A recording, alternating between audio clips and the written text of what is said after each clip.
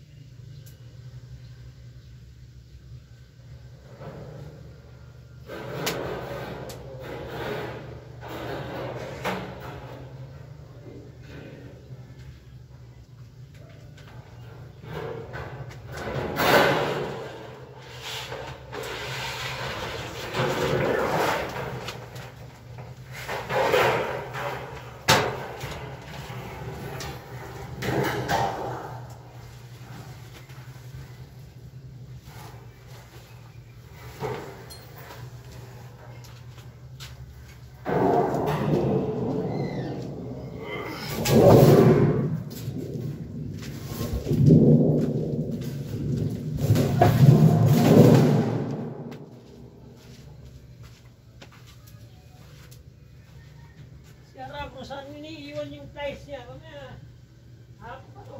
Ties niya.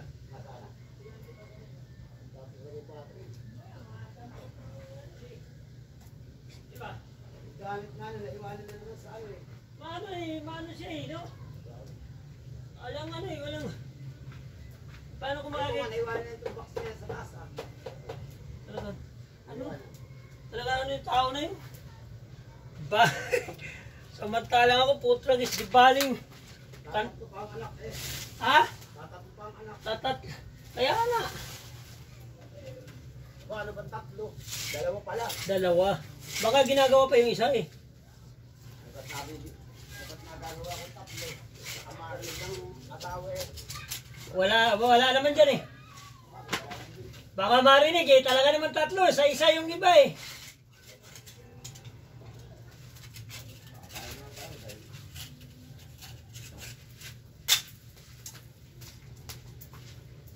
Wala kasi paring ganyan eh. Ha? Wala bang patanggal na lock na sprocket? Anong lock? Ito oh. Yung matoles na ties. Putang niya, ako ang kumpletos mga ganyan eh. Hindi ka nagtatatanong eh.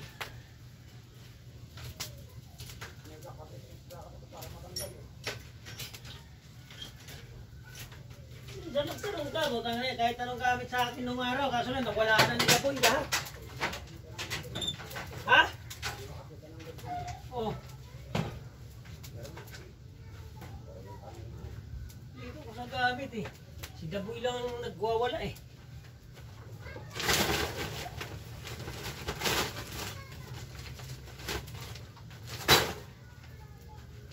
Meron pa nga akong lungos din na ganyan din. Pwede rin dyan eh. Patulis din. Pag malaliman niya pa diretsyo, mga transmission, yun ginagamit ko.